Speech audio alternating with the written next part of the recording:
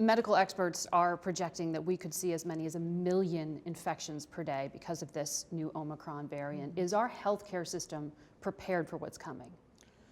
We are prepared for it, and there's no question. I mean, if you think of where we are today as compared to even a year ago, we have vaccines.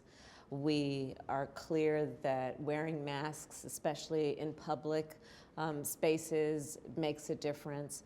We have the tools now to really keep ourselves safe. And I think part of the issue that is confronting us as a country and as a society is ensuring that everyone is doing everything they individually have the power to do to slow this thing down. And I can't stress enough, one, I understand why people are concerned about this. Parents with young children.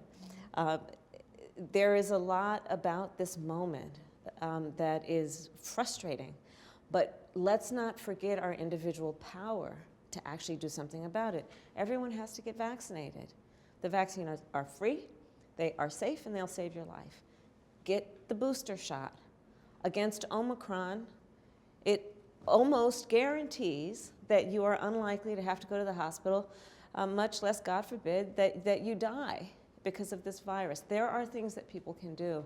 And I can't stress enough that right now, everyone has the ability to make these choices that will have a result and an impact on themselves and their community. But particularly in the Northeast, we're already seeing hospitals overwhelmed with Delta. Mm-hmm. Inflation is real. It's going to be with us as long as the pandemic dominates. As you know, the exhaustion is just with us all the time. When can you tell the American people this will end? What I can say is that we have the power today to have an impact on tomorrow. And we can't shortchange the significance of that. We have the power today to go out, and if you've not been boosted, go get boosted. The power today to go and get vaccinated. And that will have an impact on where we end up tomorrow. And that is, again, where every individual has it within their ability. Mm-hmm. And many may argue within their responsibility to actually take on accept the tools that are available to do something about this issue. Is it the fault of the unvaccinated? I don't think this is a moment to talk about fault. It is no one's fault that this virus hit our shores or hit the world. I would not blame it on anyone in that way, but it is more about individual power and responsibility, and it's about the decisions that everyone has the choice to make, no doubt. Mm-hmm. But it is clear that everyone has the ability to make a choice to save their lives and to prevent hospitalization if they get vaccinated and if they get the booster. And so I urge people to do that. This is going to be hard for the economy. Are you going to need to ask Congress for another relief package? Well, I'm glad you talked about the economy. Let's talk about the economy. First of all, as an administration, as we look at the end of the year, there are specific facts that we are proud of on the issue of the economy. We have reduced unemployment down to 4.2%. The economists predicted that we wouldn't get there for another couple of years, but here we are. We have reduced the deficit by over $300 billion. We have created over 6 million jobs. So there are good things that have happened as it relates to the strength of the economy. Let's also talk about most recent facts. Not Moody's, but Goldman Sachs indicated that the failure to pass BBB, the Build Back Better Act, is going to have a negative impact on our fiscal health. Mm-hmm. But the converse is also true. And again, what is within our grasp? To pass Build Back Better, where we bring down the cost of living. When we talk about the economy, the average person in America is going to measure the economy based on can they actually just afford to get through the day and through the month. The cost of living, can they keep up with the cost of living, childcare, elder care, prescription drugs. And that's one of the reasons our priority, to your point, about the economy, that has been the fuel behind our insistence that we find common ground in Congress to pass the Build Back Better Act so we can bring down the cost of living for real Americans, working people. You're talking about the Build Back Better Act like it still has some life to it. As you know, Senator Joe Manchin said he's a no. You don't have the votes. You know, I was in the Senate for 4 years before I came here. And I have seen the ups and downs in terms of legislation. I mean, those of us who study history, recent or ancient, know that there are many times over the course of history where legislation was doomed to be dead.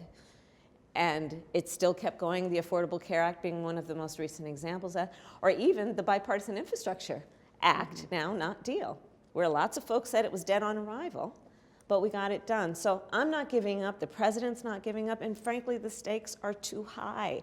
I mean, we're literally talking about saying that no family should pay more than 7% of their income in childcare. We're saying that people who have diabetes, I have family members, many people know or have diabetes, the only thing that will keep them alive is insulin, and it is so expensive. But it is the cost of the bill that has led Senator Joe Manchin, at least publicly, to say it's actually going to hurt the economy. His argument is it'll add to inflation, among many other things.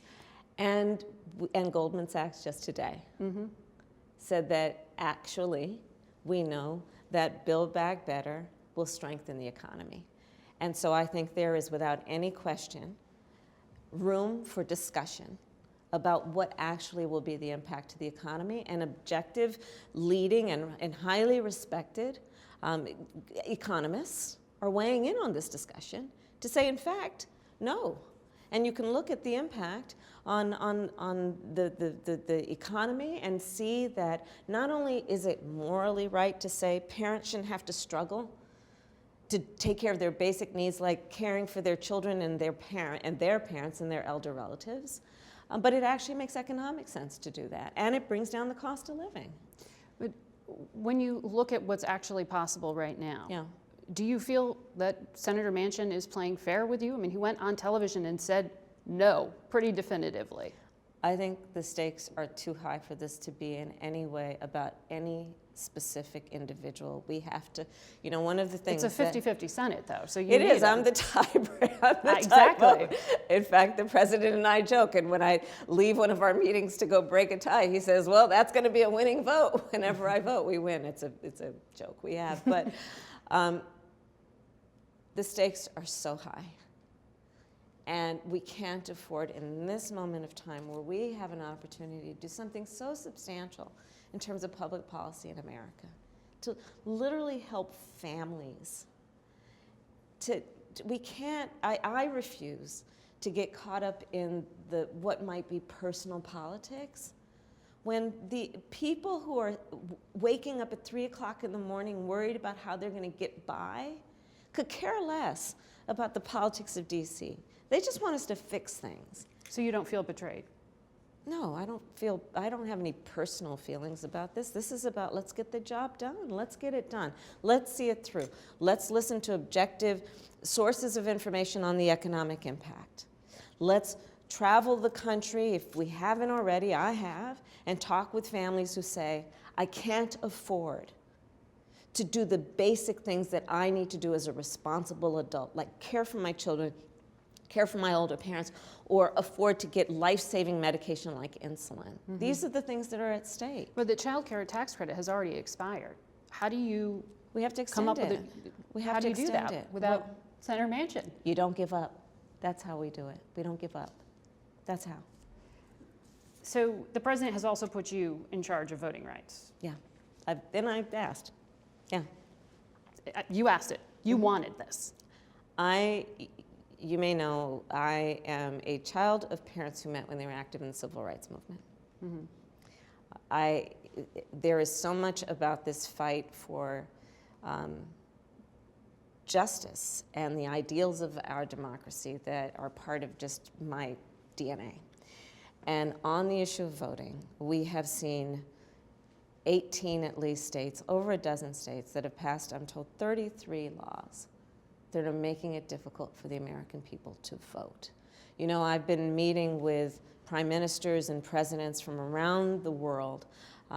One of my favorite interactions was with the now past Chancellor of Germany, Angela Merkel. She came over for breakfast.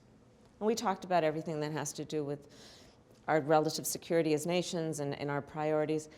And then she asked me about voting. She asked me about voting, and she knew what was going on here. And this is not a subject that was unique to my conversation with her, by the way, in terms of world leaders. Because people around the world watch what we do as America, because we have held ourselves out to be a model of the efficacy of the ability of a democracy to coexist with an economic strength and power. We have been a role model saying you can see this and aspire to this and reject autocracies and autocratic leadership. And right now we're about to take ourselves off the map as a role model if we let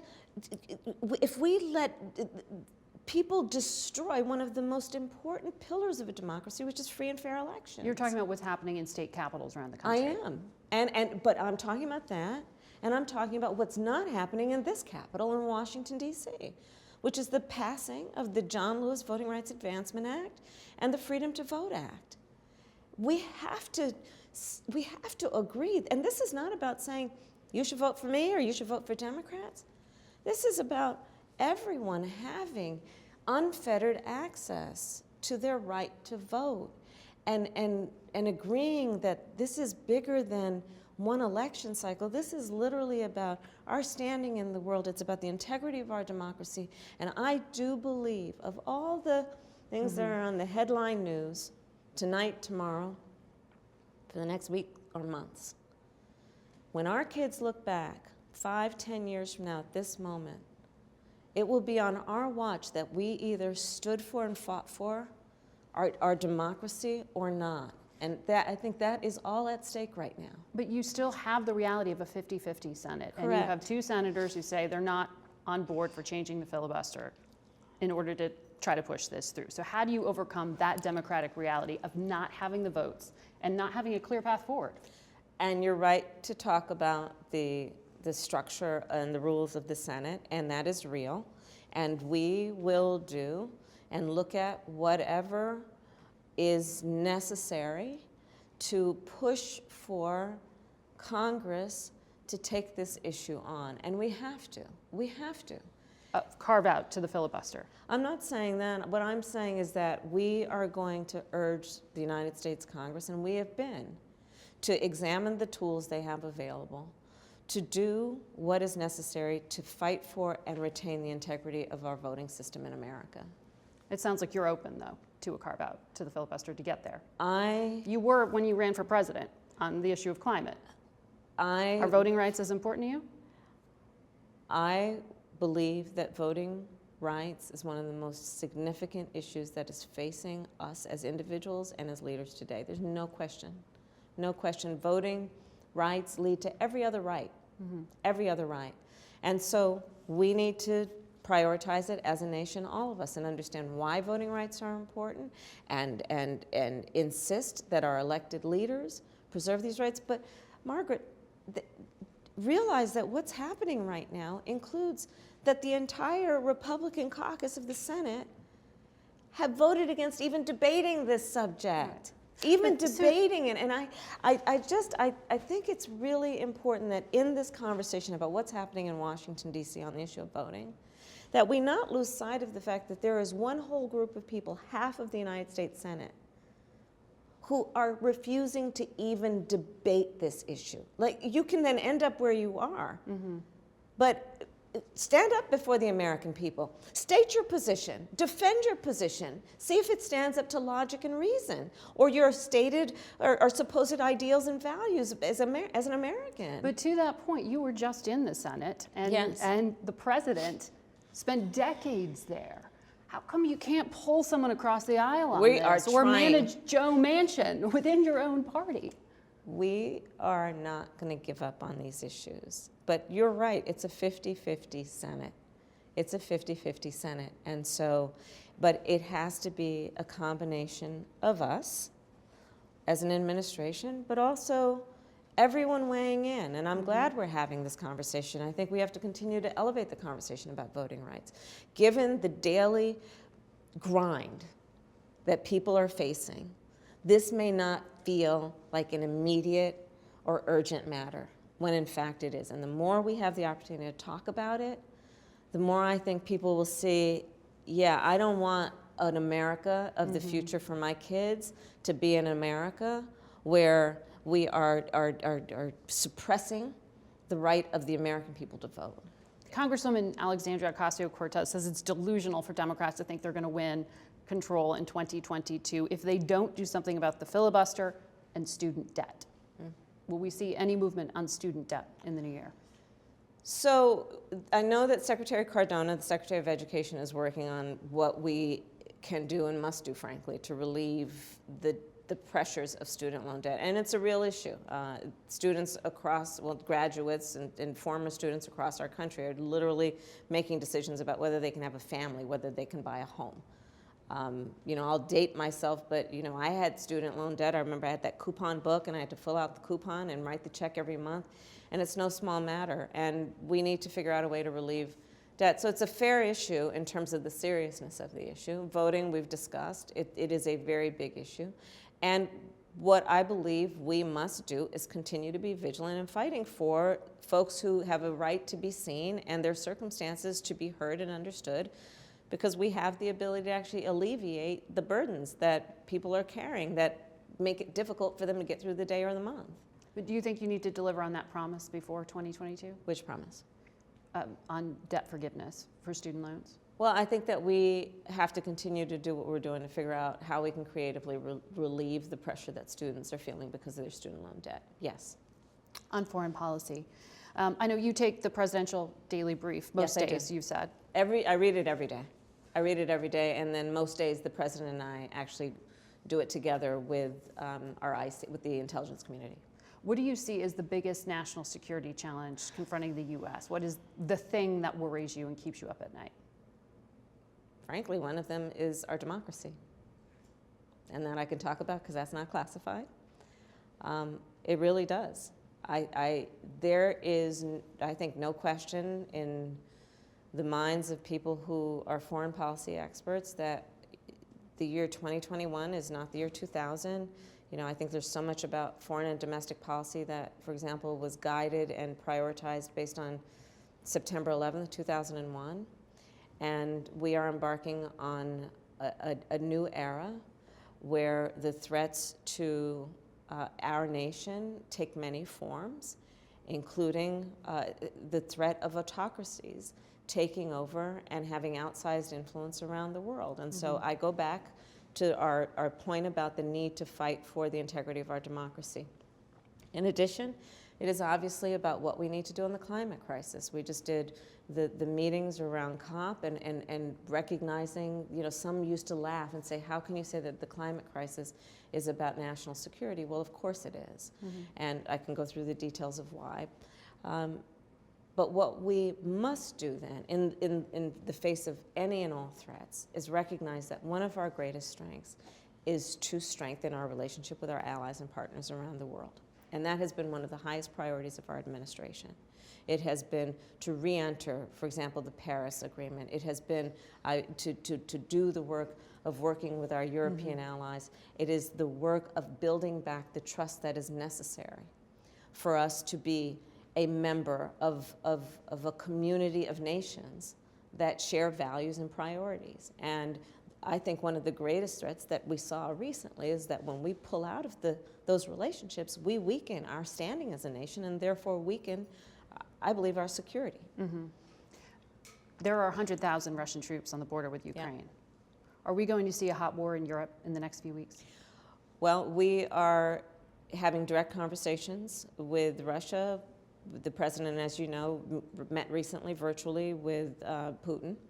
And we are very clear that Russia should not invade the sovereignty of Ukraine, that we must stand up, and we are standing up for its territorial integrity. We are working with our allies in that regard, and we've been very clear that we are prepared to issue sanctions like you've not seen before. Does that mean sanctioning Vladimir Putin directly? I am not going to talk about specific sanctions, but we are making that clear to him, and we are in direct conversations. And we are also working very closely with our allies.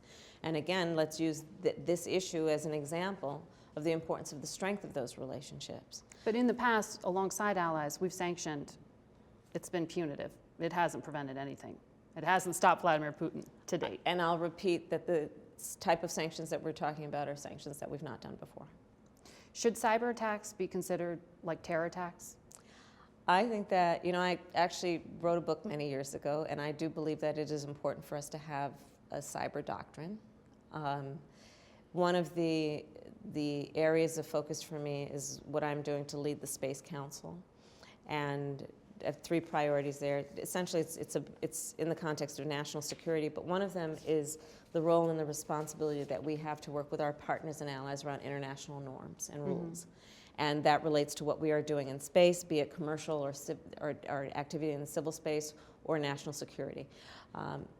Similarly, on the issue of cyber, it is important that we work with our allies on these issues. When I was in France meeting with Macron, this is one of the issues that we discussed, which is the importance of all of us as allies and partners, and even those who are adversaries, making sure that we are all on the same page about what will be interpreted as a threat or not, and with some level of consensus about what the norms and the rules are and what they should be. I think that's critically important. As we look at emerging threats, there's no question, everyone, I think you don't have to read a PDB to know that cyber is one of those issues.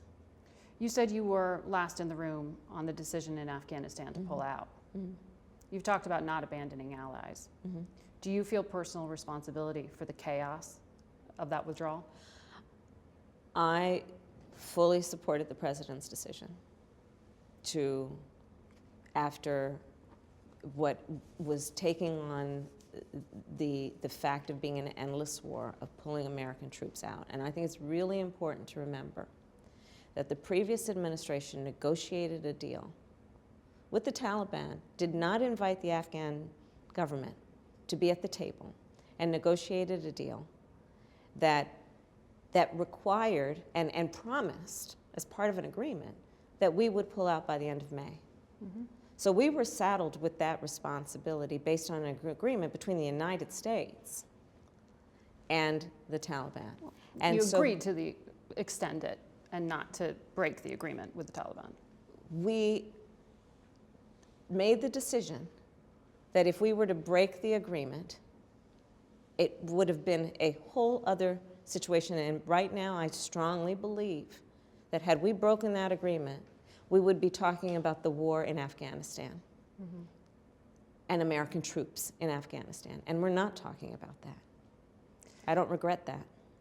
But I know, as a candidate, you pledged to protect the gains that were made for Afghan women. Yes, yeah. And I feel very strongly about that. Many of those Afghan women are not in school today because the Taliban is in control. Which is why we are working through the UN and doing what we need to do through our friends to provide humanitarian assistance, bypassing the Taliban, to make sure that we are supporting women and girls there. One of our big issues in terms of any conversations with the Taliban is exactly this point, which is the condition, the status, and the treatment of women and girls, including for girls, access to education. Not to mention our concern about counterterrorism and what we need to do in terms of that threat. So these are real issues, there's no question. The United States has been and continues to be, since the end of August, the biggest donor of humanitarian aid to Afghanistan. But you know, a lot of that aid isn't able to make it into the people who need it because of the sanctions on the Taliban being controlled. So it's just Afghan women, do you worry that they were abandoned by the United States, essentially? I worry that the Taliban has not complied with what we know to be the appropriate treatment and the right treatment of girls and women. And that's why we are taking the posture that we are with the Taliban right now, because that is one of our greatest considerations and concerns. You went to Guatemala in June, and you clearly delivered the message, do not come. You took a lot of grief from progressives in your party for saying that. Do you regret having to say that?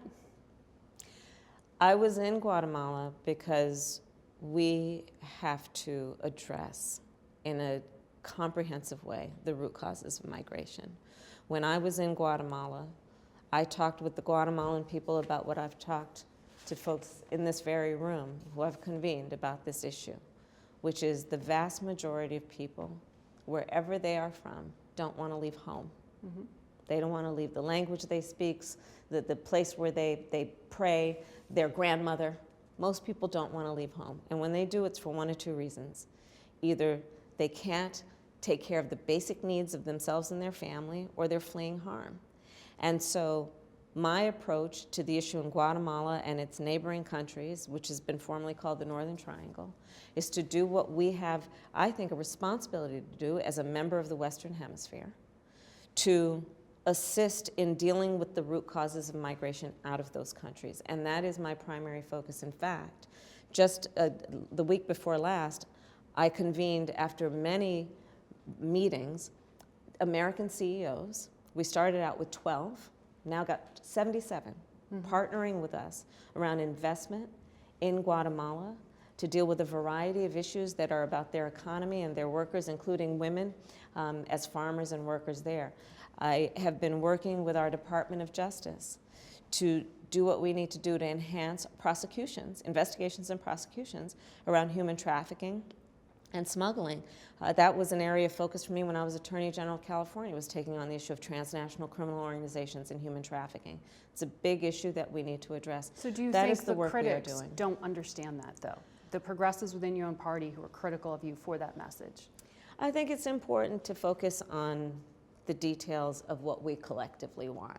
And I think everyone, regardless of where they are on the political spectrum, appreciates the point that people don't want to leave home, and what can we do as a neighbor to help them stay at home when that's in fact what they want to do. And I'll tell you, when I was in Guatemala and spoke with the people there, that was emphasized in a way that I knew before I got there, but was really emphasized when I got there. People don't want to leave. They don't want their family members to leave. Their family members didn't want to leave. What do you think, as you come to the end of this first year, what do you think your biggest failure has been at this point? To not get out of DC more. I mean, and I actually mean that sincerely for a number of reasons. The president and I came in, COVID had already started. The pandemic had started, and when we came in, we really couldn't travel. A large part of the relationship that he and I have built has been being in this, together in the same office for hours on end, doing Zooms or whatever, because we couldn't get out of DC. And on issues that are about fighting for anything from voting rights to childcare to one of the issues that I care deeply about, maternal health. Being with the people who are directly impacted by this work, listening to them so that they, not some pundit, tells us what their priorities are, I think is critically important. People have a right to know and believe that their government actually sees and hears them. And my biggest concern is I don't ever want to be in a bubble when it comes to being aware of and in touch with what people need at any given moment in time. Mm-hmm. And I know we're running out of time here, but I want to ask you, I've talked to some of your former Senate colleagues, and they say, you have been given an impossible portfolio. And a lot of people have been harshly critical of that.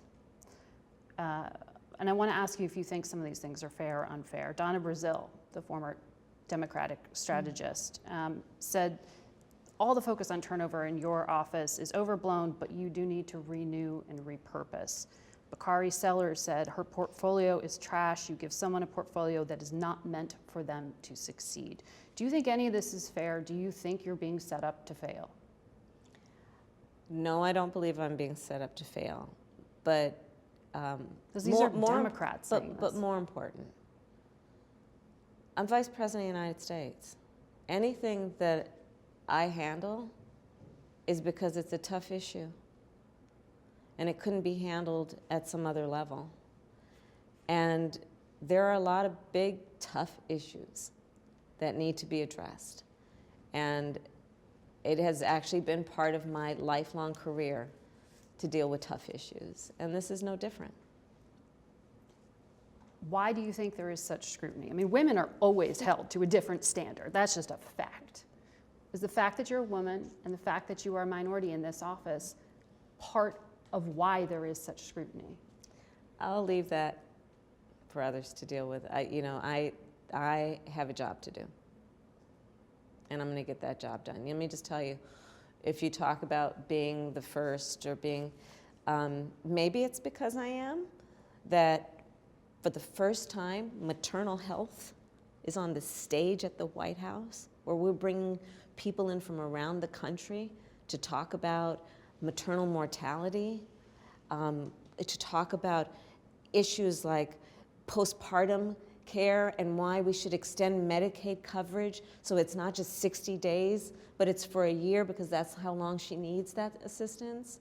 And to do it because it's the right thing to do, regardless of your gender, regardless of your race, and it affects so many women around our country. That's all in Build Back Better. Well, I've been working on it before we offered Build Back Better. I will work on it my entire career and elevate it to the extent that I have a microphone in front of me.